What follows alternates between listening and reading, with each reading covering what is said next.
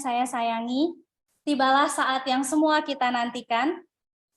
Seperti yang sudah kita semua ketahui atau bahkan alami, di PLN sendiri sudah menjadi lumrah bila mana harus dihadapkan dengan pilihan antara karir dan keluarga. SK yang terkadang mengharuskan jauh dari suami dan anak-anak pun harus bersekolah, sehingga istri terkadang bukan tidak ingin ikut, melainkan keadaan yang memaksa. Lalu dengan teknologi, semua bisa menjadi lebih mudah. Real time meski raga tak bersua namun jiwa tetap bersama. Di era digital kini menjadi dua mata pisau. Akankah membawa kebaikan atau keburukan? Maka dari itu, marilah kita simak tausiah yang akan dibawakan oleh Ustadz Muhammad Ate Syaifullah yang akan membahas mengenai bagaimana Islam menjawab tantangan berumah tangga di era digital. Wah, seru sekali ya Ibu-Ibu. Marilah kita sapa terlebih dahulu Bapak Ustadz kita. Assalamualaikum Bapak. Apakah sudah terhubung? Waalaikumsalam warahmatullahi. Alhamdulillahirrabbilalamin. Bagaimana Pak, sehat? Alhamdulillah khair, baik. Baiklah, karena Bapak Ustadz kita sudah terhubung, tak kenal maka tak sayang. Sebelum kita semua langsung pada acara inti, mari kita ta'aruf dengan Bapak Ustadz Ate terlebih dahulu.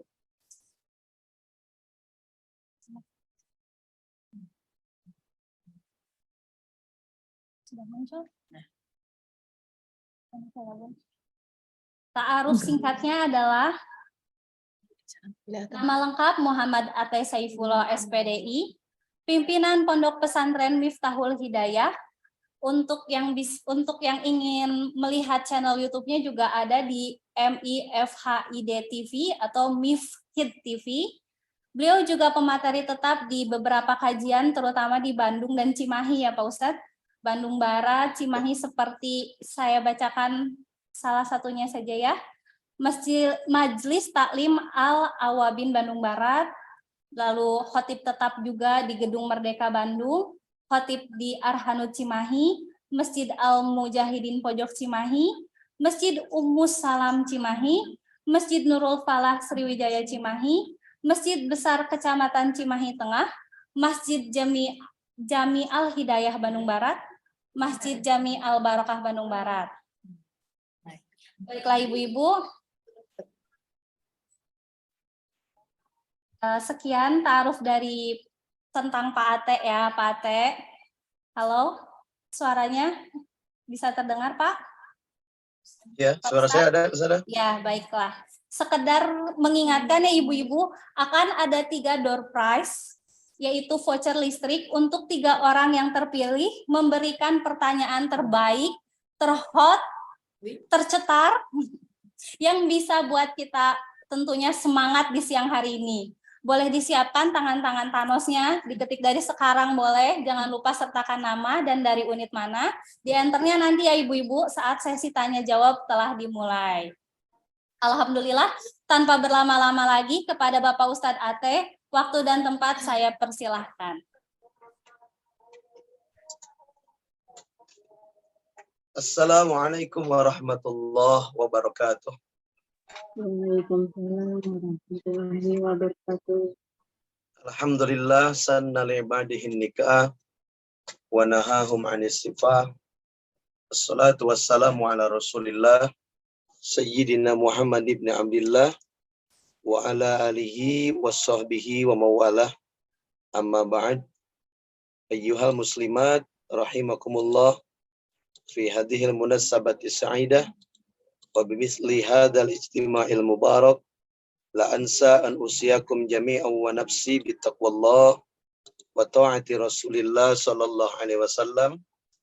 Allahumma anfa'na bima 'allamtana wa 'allimna ma yanfa'una. Allahumma zidna ilma warzuqna fahma wa atina hikmah. Allahumma barik lana bi majlisina hadza bi rahmatika ya arhamar rahimin walhamdulillahi rabbil alamin. Taqabbalallah minna wa minkum wa taqabbal ya karim. Alhamdulillah kepada segenap para ibu muslimah yang terhimpun di PIKK Lampung ya. Pada siang hari ini kita bisa bermuajahah, mujalasah, walaupun jarak kita dibatasi oleh lautan. Alhamdulillah Katanya, para calon bidadari surga insya Allah. Amin. Ini suara saya ada nggak ke sana, Bu Renita? Jelas. Jelas. Jelas. Baik, sesuai dengan tema yang saya usung, yakni agama kita yang kita cintai, agama Islam, menjawab tantangan berumah tangga di era digital. Yang mana setiap hari, setiap waktu, bahkan hampir tidak ada lewat kita pegang HP, kemana-mana tempat kita bawa itu HP, sampai kepada urusan rumah tangga, urusan politik, sosial, budaya, sampai pekerjaan, itu melulu melalui HP yang kita pegang. Sudah barang tentu ada positif negatif yang harus kita pahami bersama. Namun sebelumnya saya ingin semuanya agar merenungi satu ayat yang mana Allah sampaikan dalam Quran surah Ar-Rum ayat 21, qala ta'ala wa min ayatihi an khalaqalakum min anfusikum azwaja litaskunu ilaiha wa ja'ala bainakum mawaddatan wa rahmah inna fi dzalika laayatil liqaumin yatafakkarun. Wallahu a'lamu bimuradihi. Wa min ayatihi, dan di antara tanda-tanda kekuasaan Allah, an khalaqalakum min anfusikum azwaja. Allah ciptakan dari jenis kalian sendiri, yakni dari jenis kita sebagai manusia, azwaja, pasangan. Baik, mari kita lihat para ibu. Ini para ibunya ada? Enggak tidur? ada Pak Ustaz. Alhamdulillah. Dan ini dibahas bahwa azwaja atau pernikahan itu adalah tanda-tanda kekuasaan Allah Subhanahu wa taala. Pernikahan, saya ulang, adalah tanda kekuasaan Allah Subhanahu wa taala. Nah, kenapa pernikahan dijadikan satu tanda kekuasaan Allah dari sekian banyak kekuasaan Allah yang Allah tunjukkan di alam dunia ini?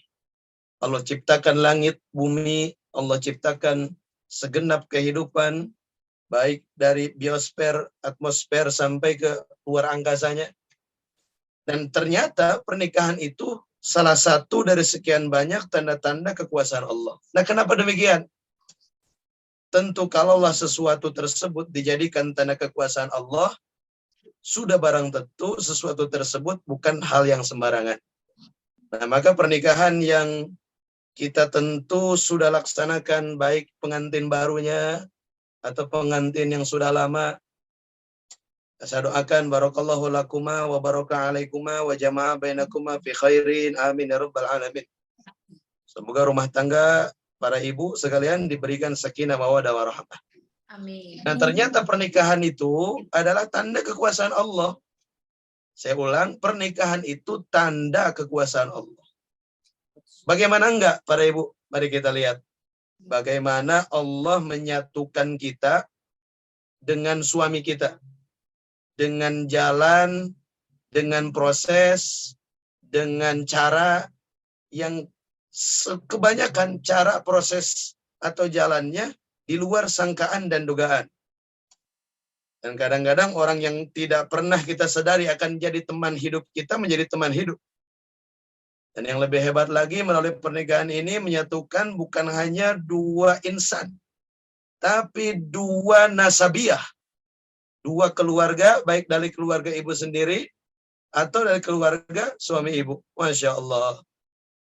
Dan dari buah pernikahan ini wasilah lidurriyah. Lahirlah anak, cucu, keturunan terus sampai nanti.